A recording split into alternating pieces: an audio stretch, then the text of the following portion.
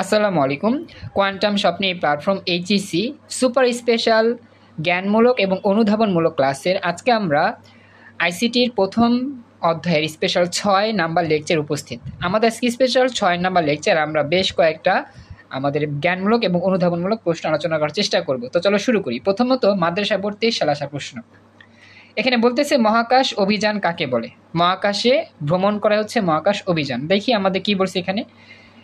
পৃথিবী পৃষ্ঠের বাহিরে মহাশূন্যে রহস্য আবিষ্কারের উদ্দেশ্যে চালিত অনুসন্ধান বা অভিযানকে মহাকাশ অভিযান বলে। অর্থাৎ পৃথিবীর পৃষ্ঠের বাহিরে চলে যাব, বাহিরে চলে যেয়ে মহাকাশে কি আছে সেই রহস্য আবিষ্কার করব। সেই রহস্য আবিষ্কার করার জন্য যে অভিযান হয় তাকেই বলা হয় মহাকাশ অভিযান। এখন আমরা পরবর্তী প্রশ্ন নিয়ে আসি। প্রতিরক্ষা ও আইসিটি একে অপরের পরিপূরক ব্যাখ্যা করো। প্রতিরক্ষা ও আইসিটি একে অপরের সাথে সামঞ্জস্যপূর্ণ বা একে অপরের সাথে ঘনিষ্ঠভাবে যুক্ত। প্রতিরক্ষা বলতে বোঝায় আমাদের জীবনের নিরাপত্তা। আমরা যে দেশের মধ্যে বসবাস করি সেই দেশের মধ্যে আমাদের জীবন নিরাপত্তার জন্য প্রতিরক্ষাতে যারা কাজ করে সেই সিস্টেমটা। তো এই সিস্টেমে আমাদের আইসিটি কীভাবে কাজ করে সেটা আমরা এখন দেখব। তো আমরা আলোচনা শুরু করতেছি। দেখো এখানে লিখতেছে যে কোনো দেশের, একটু ওয়েট আমি দেখাচ্ছি, বলতেছে যে কোনো দেশের সার্বভৌমত্ব ও জনগণের নিরাপত্তা ব্যবস্থা তথা প্রতিরক্ষা ব্যবস্থার সাথে আইসিটির শক্তিশালী আন্তঃসম্পর্ক রয়েছে। অর্থাৎ আমাদের প্রতিটা দেশের জনগণ নিরাপত্তার জন্য আইসিটির একটা কি রয়েছে, আন্তঃসম্পর্ক বা ভেতরের সম্পর্ক রয়েছে। আইসিটি বা তথ্য যোগাযোগ প্রযুক্তির ব্যাপক ব্যবহার বিশ্বের বিভিন্ন দেশের প্রতিরক্ষা ব্যবস্থায় ভিন্ন মাত্রা যোগ করেছে। আইসিটির সহায়তায় তৈরিকৃত আধুনিক যুদ্ধাস্ত্র, কৃত্রিম বুদ্ধিমত্তা সম্পন্ন বোমা, স্মার্ট বোমা, মানুষবিহীন এয়ারক্রাফট প্রভৃতি আধুনিক প্রযুক্তির সংযুক্তি প্রতিরক্ষা ব্যবস্থাকে স্বয়ংসম্পূর্ণ করে তুলেছে। তাই বলা যায় প্রতিরক্ষা আইসিটি একে অপরের পরিপূরক। আসলে আমরা এগুলো ব্যাখ্যা করতেছি না, গতকালকে ক্লাস রেকর্ড সেভ হয় না বিধায় আমি একটু জাস্ট পড়িয়ে যাচ্ছি। এটার সারসংক্ষেপটা হচ্ছে আমরা আসলে আমাদের জীবনের মান উন্নয়নের জন্য বা নিরাপত্তার জন্য আমরা যে সকল প্রতিরক্ষামূলক কাজ করি, যেমন হচ্ছে আমরা বিশেষ করে আমাদের যদি কোনো একটা কান্ট্রি আমাদেরকে হামলা করতে যায় আমরা কি হই, প্রযুক্তি দিয়ে কি করি, এটা প্রতিহত করি। যেমন আমরা বোমা তৈরি করতে পারি, তারপর হচ্ছে যুদ্ধাস্ত্র তৈরি করতে পারি, তারপর হচ্ছে কৃত্রিম বুদ্ধি সম্পন্ন রোবট তৈরি করতে পারি, যার মাধ্যমে আমাদেরকে আক্রমণ করতে আসা কোনো দেশ যাতে সহজে আমাদের আক্রমণ করতে না পারে, আইসিটির মাধ্যমে কি হই, একটা সমৃদ্ধ হই। অর্থাৎ আমাদের একটা সেভ হয়, আমাদের প্রতিরক্ষার একটা ব্যবস্থা তৈরি হয়। তো আসলে আমাদের এখানে বলতেছে যে মানুষের প্রতিরক্ষাতে আইসিটি কাজ করে, মানুষের জীবনের মান উন্নয়নে, মানুষের জীবনের সেফটিতে প্রতিরক্ষামূলক যে সংগঠনগুলো আছে, যে আইনি সেবাগুলো আছে, সেগুলোতে আমাদের কি আইসিটি কাজ করে বা ভূমিকা পালন করে। এটাই হচ্ছে তার ব্যাখ্যা। এর পরবর্তী প্রশ্ন আমরা চলে যাই। আজকে আমি ব্যাখ্যাতে দিব না, জাস্ট আমি পরে যাই। যে প্রশ্নগুলো গতকালকে ক্লাসে নিয়েছিলাম কিন্তু রেকর্ড করতে পাইনি বিধায় আমি আবার ক্লাস নিচ্ছি, একটু দেখো। এরপর হচ্ছে আর্টিফিশিয়াল ইন্টেলিজেন্স কি, এটা আমরা জানি এআই প্রযুক্তি। আমরা যখন কোনো একটা কাজ করি চিন্তা ভাবনা করে করি, আর এই কাজটা যখন যন্ত্র নিজের চিন্তা ভাবনায় নিজের উদ্যোগে করে তখন তাকে বলা হয় কি, আর্টিফিশিয়াল ইন্টেলিজেন্স। তো চলো আমরা দেখি এখানে কি বলছে। তো উত্তরে বলতেছে যে মানুষের চিন্তা ভাবনা অথবা বুদ্ধিমত্তার পদ্ধতিকে কৃত্রিম উপায়ে প্রযুক্তি নির্ভর যন্ত্র বা কম্পিউটারের মাধ্যমে বাস্তবায়ন করাই হলো আর্টিফিশিয়াল ইন্টেলিজেন্স। অর্থাৎ আমরা যে একটা কাজ করতে গেলে চিন্তা করি, বিবেচনা করি, এই চিন্তা বিবেচনা কিন্তু অন্য কোনো প্রাণী করতে পারে না, আমরা মানুষই করতে পারি। কিন্তু আর্টিফিশিয়াল ইন্টেলিজেন্স এমন একটা প্রযুক্তি যার মাধ্যমে একটা যন্ত্র মানুষের মতো চিন্তা করতে পারে, বুদ্ধি দিয়ে কাজ করতে পারে। তো এই যে মানুষের চিন্তা ভাবনা বা বুদ্ধিমত্তার পদ্ধতিটা কৃত্রিম উপায়ে প্রযুক্তির মাধ্যমে যে যন্ত্রের মধ্যে চলে আসছে, এটাই হচ্ছে কি, আর্টিফিশিয়াল ইন্টেলিজেন্স। একটু আমাকে জানাও যতটুকু আলোচনা করলাম বুঝতে পারছো কিরকম। আচ্ছা, এরপরে নেক্সট পরবর্তী বলতেছে যে ডিজিটাল বাংলাদেশের ধারণাটি ব্যাখ্যা করো। অর্থাৎ আমাদের প্রযুক্তির উন্নয়নই হবে একটা দেশের উন্নয়ন, এটা আর কি ডিজিটাল বাংলাদেশ। ডিজিটাল বাংলাদেশ বলতে তথ্য যোগাযোগ প্রযুক্তি নির্ভর বাংলাদেশকে বোঝানো হয়েছে। ডিজিটাল বাংলাদেশে সকল নাগরিক তথ্য যোগাযোগ প্রযুক্তির সুবিধা পাবে। বিশেষ করে শিক্ষা প্রতিষ্ঠান, অফিস আদালত, ব্যবসায়িক প্রতিষ্ঠান ইত্যাদি কম্পিউটারাইজড হবে। অর্থাৎ এই সকল ক্ষেত্রে আমাদের কি হবে, কম্পিউটার ব্যবহার হবে। রুহি জয়েন করছো, থ্যাংক ইউ সো মাচ, খুব সুন্দর। আচ্ছা, তো এবার আমরা যেখানে ছিলাম আমরা ক্লাসের পরবর্তী অংশে ফিরে আসি। এবার বলতেছে এই ব্যবস্থায় যে কোনো ধরনের তথ্য যে কোনো নাগরিক যেন সহজেই পেতে পারে সেই সুযোগ থাকবে। চিকিৎসা, শিক্ষা, যোগাযোগ, কৃষিক্ষেত্রে, গবেষণা সকল ক্ষেত্রেই কি তথ্য যোগাযোগ প্রযুক্তি ব্যবহার থাকবে। অর্থাৎ একটা দেশের প্রযুক্তির উন্নয়নে তথ্য প্রযুক্তির প্রয়োগ থাকলে সেই দেশটা কি হবে আস্তে আস্তে উন্নয়নশীল দেশে পরিবর্তন হবে বা পরিবর্তিত হবে। তো আমাদের বাংলাদেশ আগে কে ছিল? অনুন্নত ছিল। আস্তে আস্তে প্রযুক্তির ছোঁয়ায় উন্নত হচ্ছে বা ডিজিটাল হচ্ছে। তো আসলে ডিজিটাল বাংলাদেশ বলতে বোঝায় আমাদের বাংলাদেশের মধ্যে তথ্য প্রযুক্তির ব্যবহার। কথা কি বুঝতে পারছো যা বললাম? রেসপন্স করো। আচ্ছা, থ্যাংক ইউ। তো এটা আমাদের কমপ্লিট। এরপরে যাই পরবর্তী হচ্ছে আমাদের রোবোটিক্স কি। এটা কিন্তু আমরা আগে ক্লাসে পড়েছিলাম রোবোটিক্স কাকে বলে। এরপর আমরা ঘ নম্বরে দেখি, বলতেছে প্রযুক্তির ব্যবহারে মোটর ড্রাইভিং প্রশিক্ষণ সম্ভব। এটা আমরা জানি, আমাদের এটা ভার্চুয়াল রিয়েলিটির প্রয়োগ। তো রোবোটিক্সের সংজ্ঞা, হ্যাঁ ভেরি গুড, রোবোটিক্সের সংজ্ঞা মোটামুটি আমরা পড়ছি, এটা নিয়ে আলোচনা করতেছি না। এখন আমরা খ নংটা জাস্ট একটু ব্যাখ্যা দিয়ে যাই। ভার্চুয়াল রিয়েলিটি প্রযুক্তির মাধ্যমে মোটর ড্রাইভিং প্রশিক্ষণ সম্ভব। এক্ষেত্রে কম্পিউটারে সিমুলেশনের মাধ্যমে ড্রাইভিং প্রশিক্ষণের জন্য চালককে নির্দিষ্ট আসনে বসতে হয়। চালকের মাথায় পরিহিত হেড মাউন্টেড ডিসপ্লের সাহায্যে কম্পিউটার দ্বারা সৃষ্ট যানবাহনের অভ্যন্তরীণ অংশ এবং আশেপাশের রাস্তায় পরিবেশের একটি মডেল দেখানো হয়। প্রশিক্ষণার্থী এই পরিবেশের সাথে একাত্ম হয়ে বাস্তবের মতো ড্রাইভিং কৌশল রপ্ত করতে সক্ষম হয়। অর্থাৎ এর মাধ্যমে সহজেই ড্রাইভিং প্রশিক্ষণ সম্ভব হচ্ছে। আমরা জানি ড্রাইভিং শিখতে গেলে আমাদেরকে সরাসরি একটা গাড়িতে বসতে হয় বা মোটরসাইকেলে বসতে হয়, তারপরে সব কিছু বাস্তবে চালাইতে হয়, শিখতে হয় ড্রাইভিং। কিন্তু আমাদের ভার্চুয়ালিটির মাধ্যমেও এই কাজটা করা যায়। তো ভার্চুয়ালিটির মাধ্যমে একটা ঘরের মধ্যে বসে থাকবো, চোখের মধ্যে একটা চশমা পরানো হবে বা আমাদের মাউন্টেড ডিসপ্লে ব্যবহার করা হবে চোখের মধ্যে। তারপর সেখান থেকে আমাদের ভেতরে সুইচ অন করে দিবে, আমরা দেখতে পাবো যে একটা গাড়িতে বসে আছি অথবা একটা মোটরসাইকেলে বসে আছি। তারপরে মোটরসাইকেল গাড়িতে যা যা সরঞ্জাম আছে সবগুলো বলা থাকবে, সবগুলো বলবে, আমি এগুলো ধরে ধরে কাজ করব। মনে হবে সত্যি সত্যি আমি একটা বাসে বসে আছি, একটা গাড়িতে বসে আছি অথবা একটা মোটরসাইকেলে বসে আছি, কিন্তু আসলে সত্যি সত্যি বসে আছি না। এটা কি ভার্চুয়াল জগতে একটা কাহিনী। তো ভার্চুয়াল জগতের যে বিষয়টা বাস্তবে পরিলক্ষিত হয় এটা হচ্ছে কি ভার্চুয়ালিটি। তো ভার্চুয়ালিটির মাধ্যমে আমরা বাস্তবে পরিবেশ না এমন একটা জিনিসের সাথেও অবাস্তবে থেকে বাস্তবের মতো পরিবেশ তৈরি করেও আমরা প্রশিক্ষণ নিতে পারি। তো ভার্চুয়ালিটির মাধ্যমে যদি তুমি ড্রাইভিং শিখো তাহলে তোমার ক্ষয়ক্ষতি হবে না, দুর্ঘটনা ঘটবে না, তোমার কোনো প্রাণনাশী হবে না বা জীবন নিরাপত্তা থাকবে। তো এইভাবেই আমরা ভার্চুয়ালিটির মাধ্যমে কী করতে পারি, সহজেই প্রশিক্ষণ করতে পারি, বাস্তবের মতো প্রশিক্ষণটা করা সম্ভব। এই হচ্ছে ব্যাখ্যা, বুঝতে পারছো? একটু রেসপন্স করো। আচ্ছা, এরপরে নেক্সট পরবর্তী গত ক্লাস পর্যন্ত এই পর্যন্তই আমাদের ছিল হ্যাকিং এবং তথ্য প্রযুক্তি নির্ভরী বিশ্বগ্রাম। এটাই তো হ্যাকিংটা কি আমরা জানি, চুরি করাই হচ্ছে হ্যাকিং। তো এটা যদি সহজ ভাষায় বলি, কোনো কম্পিউটার সিস্টেম নেটওয়ার্ক বা ডেটার উপর অনুমোদিতভাবে অধিকার লাভ করাই হচ্ছে হ্যাকিং। অর্থাৎ আমি কারো কিছু চুরি করে ব্যবহার করতেছি, কোনো একটা ওয়েবসাইট, কোনো একটা প্রোফাইল চুরি করে ব্যবহার করতেছি, এটা হচ্ছে কি হ্যাকিং। হ্যাকিং করা যাবে না। তথ্য প্রযুক্তি নির্ভর বিশ্বগ্রাম ব্যাখ্যা করো, এটা আমরা গত ক্লাসে পড়ছিলাম, এই পর্যন্ত আলোচনা ছিল। তো এটা দেখি, আমাদের বিশ্বগ্রাম বলতে বোঝায় ইন্টারনেট কানেকশন।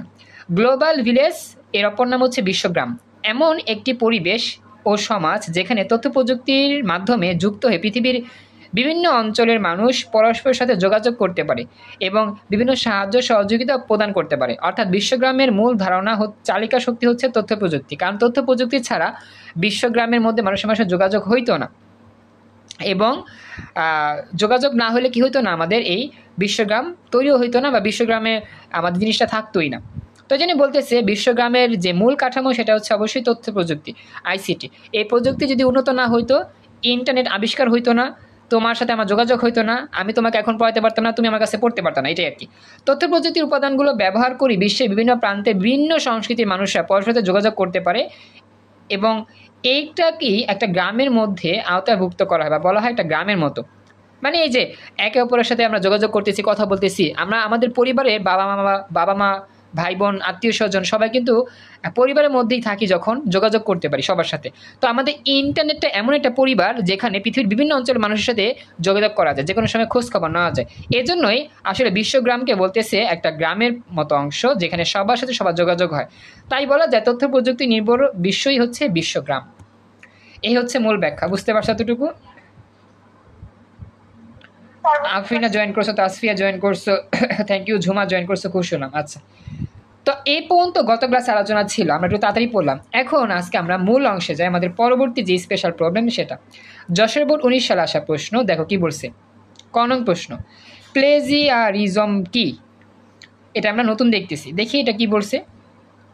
কোনো ব্যক্তি বা প্রতিষ্ঠানের কোনো লেখা, সাহিত্যকর্ম, গবেষণাপত্র, সম্পাদনা কর্ম ইত্যাদি হুবহু নকল বা আংশিক পরিবর্তন করে নিজের নামে প্রকাশ করাই হলো প্লেজিয়ারিজম। এটা এক প্রকার হ্যাকিংয়ের মতোই। সাপোজ তুমি একটা লেখক, তুমি কবিতা লিখছো বা গল্পে বই লিখছো, বই মেলায় তোমার একটা বই পাবলিশ হবে, এরকম একটা অবস্থা তৈরি হয়েছে, কারণ তুমি ভালো লিখতে পারো। কিন্তু তোমার সেই লেখা গল্প কবিতাগুলো আমি চুরি করছি, চুরি করে সামহাও আমার নিজের নামে এটা প্রকাশ করছি বইমেলাতে। তো এটা একটা বাটপারি হইল, এটা একটা ধোঁকা হইল। এই যে তোমার কথাগুলো হুবহু নকল করে অথবা আংশিক পরিবর্তন করে নিজের নামে আমি বইমেলাতে আগে কী করছি, উপস্থাপন করছি, আমার নামে চালাই দিছি, এটাকেই বলা হয় প্লেজিয়ারিজম। কথা কি বুঝতে পারছো যা বললাম? আচ্ছা, তো এটা একটা হ্যাকিংয়ের মতো, এই কাজটা করা যাবে না। ওকে, 2 নাম্বার, বায়ো ইনফরমেটিক্সের ব্যবহৃত ডেটা কি ব্যাখ্যা করো। মানে বায়ো ইনফরমেটিক্সের মধ্যে যে ডেটা কথাটা ব্যবহার করা হয় এটা আসলে কি, সেটা নিয়ে আমরা আলোচনা করি। বায়ো ইনফরমেটিক্সে ব্যবহৃত ডেটাসমূহ হচ্ছে ডিএনএ, জিন, অ্যামিনো অ্যাসিড এবং নিউক্লিক অ্যাসিড। এই যে আমরা বায়ো ইনফরমেটিক্স কথাটা যে বলছি, বারবার বলি, এটা আসলে কি? এটা হচ্ছে আমাদের যে জৈবিক নমুনাগুলো, সেই নমুনাগুলো আমরা যখন সংরক্ষণ করি, সেই নমুনাগুলো যখন আমরা নিয়ে কাজ করি, তো জৈবিক নমুনার মধ্যে কি কি পড়ে? ডিএনএ পড়ে, জিন পড়ে, অ্যামিনো অ্যাসিড এবং নিউক্লিক অ্যাসিড পড়ে। যেই নমুনার মাধ্যমে আমরা কি করি, এক একজনের পরিচয় শনাক্ত করতে পারি। আমরা যে ডিএনএ টেস্ট করি, এই ডিএনএ টেস্টের মাধ্যমে ব্যক্তি শনাক্ত করা যায়, অপরাধী শনাক্ত করা যায়। ওয়ালাইকুম সালাম। কবিতা, আমার মনে হয় তুমি একটু অসুস্থ, ক্লাস না করলে সমস্যা ছিল না, ক্লাস তো রেকর্ড চলতেছে, তুমি রেস্ট নাও, সমস্যা নেই। ওকে, তুমি রেস্ট নাও, আমি অপেক্ষা বলতেছি, রেস্ট নাও, প্রবলেম নাই, তুমি রেস্ট নাও, প্রবলেম নাই, আমি রেকর্ড দিব, তো দেখে নিও, ঠিক আছে? আচ্ছা, এবার দেখো, তো যেটা বলতেছিলাম, তো আমরাও যে বলতেছিলাম ডিএনএ টেস্টটা আমরা কী জন্য করি? মানুষকে শনাক্ত করতে করি। তো ডিএনএ এটা একটা অংশ, এই অংশটা নিয়ে আমরা যখন কাজ করি, এই অংশের তথ্যগুলো নিয়ে যখন সংরক্ষণ করি, তারপর সংগ্রহ করি, বিশ্লেষণ করি, এগুলোই কিন্তু বায়ো ইনফরমেটিক্স প্রযুক্তির মধ্যে পড়ে। একই রকম জিন, অ্যামিনো অ্যাসিড, নিউক্লিক অ্যাসিড, এই 4টা উপাদানই বায়ো ইনফরমেটিক্সের এক একটা ডেটা হিসেবে কাজ করে। এটার মুখস্থ রাখবা। কথা কি বুঝতে পারছো? আচ্ছা, এরপর এসব ডেটা থেকে জীববিজ্ঞান সংক্রান্ত গবেষণা ও সমস্যাদি উদ্ঘাটনের জন্য ফলিত গণিত, তথ্যবিজ্ঞান, পরিসংখ্যান, কম্পিউটার বিজ্ঞান, কৃত্রিম বুদ্ধিমত্তা, রসায়ন ও জৈব রসায়ন ব্যবহার করা হয়ে থাকে। মানে এই সকল ডেটা থেকে যে সকল তথ্য আমরা নিই, সেই তথ্যগুলোর মাধ্যমে বিভিন্নভাবে আমরা কাজ করি, বিভিন্ন সেক্টরে কাজ করি। তো এটি জৈব ডেটা বিশ্লেষণের টুলস বা উপাদান, কোনো রীতিসিদ্ধ পদ্ধতি নয়। এটি জৈব ডেটা বিশ্লেষণের টুলস বা উপাদান বা কোনো রীতিসিদ্ধ পদ্ধতি নয়। মানে এখানে বলতেছে যে আমাদের যে ডেটাগুলো ব্যবহার করি, সেই ডেটাগুলো আমাদের বিশ্লেষণের কোনো উপাদান বা রীতিসিদ্ধ পদ্ধতি নয়। এটা আমাদের এই ভেতরকার আলোচনা, বা আমাদের এটার এই যে ডেটাগুলো, এই ডেটাগুলো দিয়ে মূল কাজগুলো করে থাকি। এই ডেটাগুলো আমাদের এমনি অন্য কোনো উপাদান নয়। মানে এই ডেটাগুলো যে জৈবিক নমুনা, এগুলো খুবই গুরুত্বপূর্ণ, আমাদের এই বায়ো ইনফরমেটিক্সের মধ্যে কাজ করা হয়। তবে এই এতটুকু দিলে হয়ে যাবে, লাস্ট অংশটুকু না দিলেও সমস্যা নাই। এই হচ্ছে মূলত ব্যাখ্যা। আমাদের এখানে জৈব ডেটা বা জৈব নমুনা বলতে আমরা এগুলোই বুঝতে পারি। এটা আমাকে জানা, বুঝতে পারলা কিনা? ব্যাখ্যাটা বুঝতে পারছো সবাই? আচ্ছা, ঠিক আছে, তো এটা আমাদের কমপ্লিট। হ্যাঁ, এরপর আমরা যাচ্ছি পরবর্তী প্রশ্নটা আমরা আগেও পড়ছিলাম, রোবোটিক্স কি প্রযুক্তি ব্যবহার করে মোটর বাইক শেখা সম্ভব, ভিআর প্রযুক্তি। এটা আমাদের শেষ, এটা আমরা পড়ছি, যেহেতু লাগবে না। দেখি পরবর্তী প্রশ্ন, স্মার্ট হোম, এটাও কিন্তু আমরা পড়ছি, স্মার্ট হোম পড়ছি না? হ্যাঁ, পড়ছি। এবার 2 নাম্বারটা, ন্যূনতম সকল সহিষ্ণু শল্য চিকিৎসা পদ্ধতি ব্যাখ্যা করো। এখন তোমরা যদি বলতে পারো, এটা গেস করো কি হইতে পারে। ন্যূনতম ধকল সহিষ্ণু শল্য চিকিৎসা পদ্ধতি। আমাদের আইসিটির প্রথম অধ্যায়ে চিকিৎসা মানে তো একটাই জিনিস বোঝায়, বলো তো কি? বলো, মনে আছে কারো? আইসিটির প্রথম অধ্যায়ে চিকিৎসা বলতে কি বোঝায়? Excellent, cryosurgery. না না না, ক্রায়োসার্জারি মনে রাখবা। ন্যূনতম ধকল সহিষ্ণু শল্য চিকিৎসা পদ্ধতি হচ্ছে ক্রায়োসার্জারি। মনে রাখবা, আইসিটির প্রথম অধ্যায়ে যত রকম চিকিৎসার পদ্ধতি আছে এর মধ্যে ক্রায়োসার্জারিটাই মেন বেশি আসে। এটি এমন এক ধরনের চিকিৎসা পদ্ধতি যা অত্যাধিক শীতল তাপমাত্রা প্রয়োগের মাধ্যমে ত্বকের অস্বাভাবিক ও অপ্রত্যাশিত রোগাক্রান্ত টিস্যু বা কোষ ধ্বংস করার কাজে ব্যবহার করা হয়। আমরা জানি আমাদের এই যে ক্রায়োসার্জারি এটা কিন্তু নিম্ন তাপমাত্রায় প্রয়োগ করা হয়, যার ফলে আমাদের যে অংশে ক্ষতিগ্রস্ত হয়েছে, যে অংশটা অসুস্থ, সেই অংশটা ধ্বংস করার কাজে ব্যবহার করা হয়। এরপরে ক্রায়োসার্জারিতে অতিরিক্ত শৈত্য তাপমাত্রা মানে অতিরিক্ত ঠান্ডা তাপমাত্রা যেমন -41°C তাপমাত্রায় রোগাক্রান্ত সেলগুলোকে ধ্বংস করার কাজে ব্যবহার করা হয়।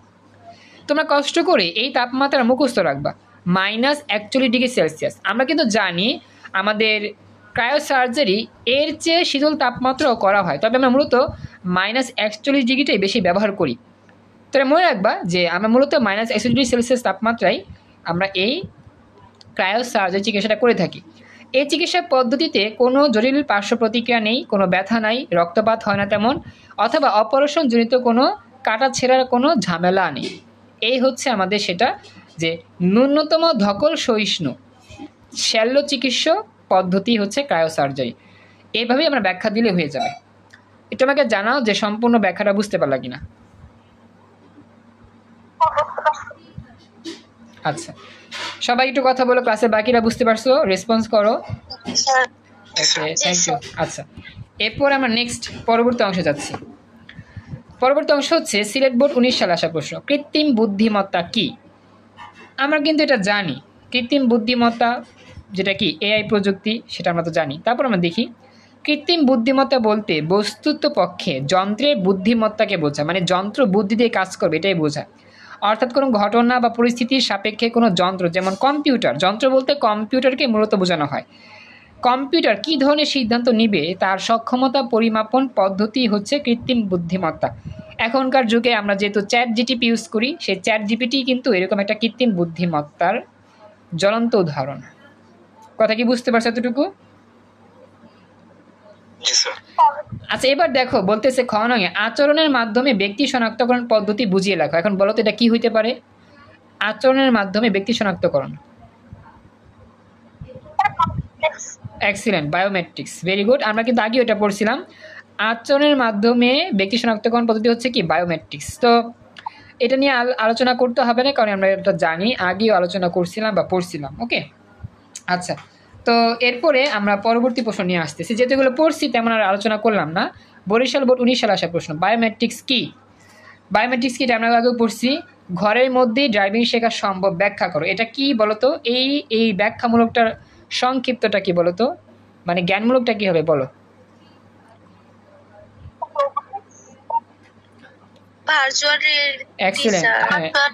Excellent, virtual reality, very good. আচ্ছা, এবার আমরা দেখি পরবর্তী অংশ। এটা আমাদের আসে দিনাজপুর বোর্ড 19 সালে আসা প্রশ্ন, ই কমার্স কি? ই কমার্স কি আমরা মোটামুটি আলাদা আলোচনা করছি, এটা লাগবে না। তথ্য যোগাযোগ প্রযুক্তি বিশ্বকে হাতের মুঠোয় এনে দিয়েছে, ব্যাখ্যা করো। এটা আমরা জানি, এটা আমরা পড়বো এখন। দেখো কি বলছে, বর্তমান সময়কে বলা হয় তথ্য প্রযুক্তির যুগ বা বিশ্বায়নের যুগ। এই যুগের প্রধান চালিকা শক্তি হচ্ছে তথ্য যোগাযোগ প্রযুক্তির সমন্বয় বা আইসিটি। আর এই তথ্য যোগাযোগ প্রযুক্তির কল্যাণে সারা বিশ্ব আজ পরিণত হয়েছে বিশ্বগ্রামে, মানে ইন্টারনেটের মাধ্যমে সবার সাথে সবার যোগাযোগ হচ্ছে। থ্যাংক ইউ অর্পিতা, জয়েন করছো, একটু তাড়াতাড়ি আসলে ভালো হতো। তথ্য যোগাযোগ প্রযুক্তির কল্যাণে সারা বিশ্ব যেন একটি গ্রাম, যেখানে সবাই একের সাথে আরেকে নিবিড় সম্পর্ক বন্ধনে আবদ্ধ হয়ে বসবাস করছে। এভাবেই তথ্য যোগাযোগ প্রযুক্তি বিশ্বকে হাতের মুঠোয় নিয়ে এসেছে।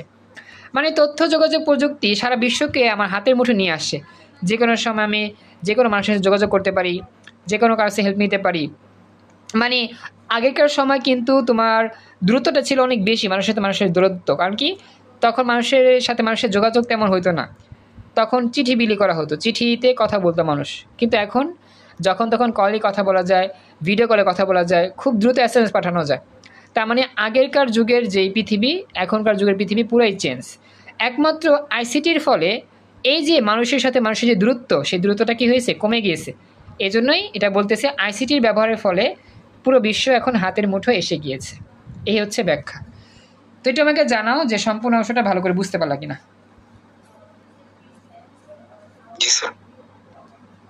আচ্ছা, এরপরে যাই আমাদের আজকের মতো সর্বশেষ একটা প্রশ্নে।